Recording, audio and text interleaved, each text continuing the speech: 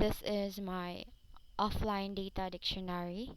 So first, as you can see, this red button is for the reset.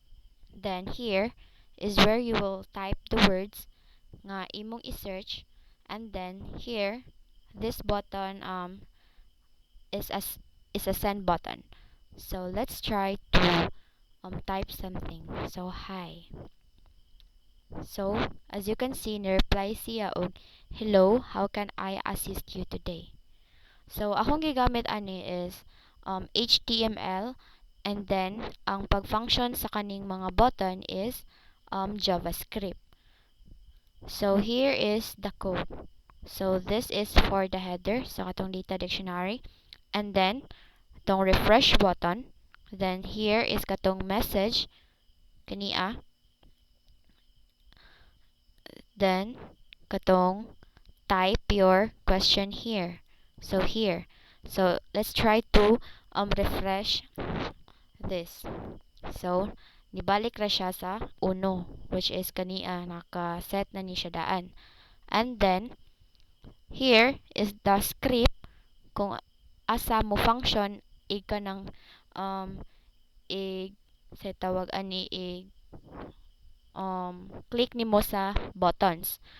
So here is for the send button, which i, click nimo sa send button,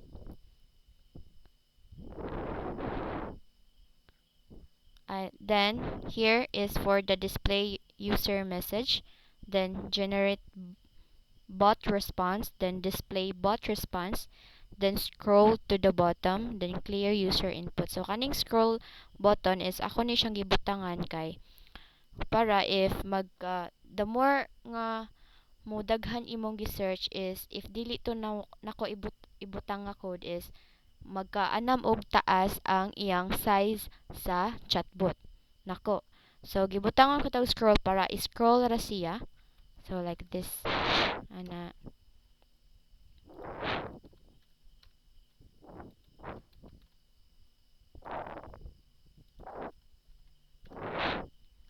So ana scroll lang.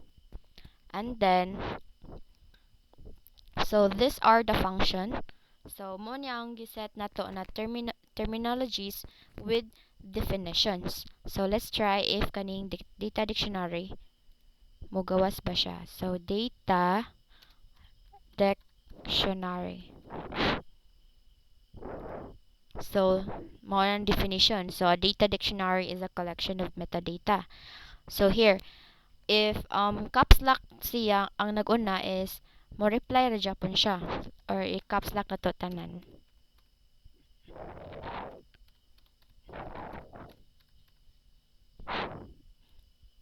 Same ra japon ang reply. And is it because kaning daring a code is cons lowercase input. So whatever if kanang caps lock ba or dili is if same ra ang kanang wordings is same ra ang kanang definition na mogawas. So mao ni akong mga giset na terminologies where kanang ang maong i-search ana. So if wala sa giset nimo na terms ang imong i-search is of course ang mogawas is kaning return. Sorry, I do not have a definition for that term. So kania. Sorry. So since wala na ko giset kani ang words dito sa code. And then moong mugawas sa siya is it because gagamit ko if else statement where if ang imong gi-input if sakto ang gi-input then automatically mugawas ang term. So if wala gay dito sa giset nimo nga code ang imong gi-input, return siya else sorry I do not have definition for that term. So mao na. And then mao ni ang sa refresh button, script sa refresh button. So nig-click nimo sa refresh mo mobalik siya ngadto sa kaniang katong naay kuan hello kaniya. So let's try So mubalik ra siya dere. And then so here is my CSS or the kanang design. So mo ni akong internal ra ni siya, ako rang gisagol ang CSS sa HTML. So kani style. So maora na. So let's try another terms para example. So example record.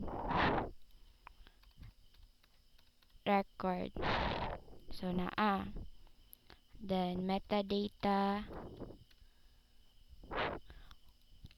So so if wala gali like addition, so wala man ni nato giset ngadto sa code, obviously mo ang reply is sorry, I don't have a definition for that term. So um so so so this is an offline chatbot. So ang imong terms, ang mogawa sa jud na terms na mo reply sa imong chatbot is katong ang giset sa imong code, which is kania. So if wala na dira, so obviously dili siya mo reply. So maora ni akong ang function sa akong offline chatbot.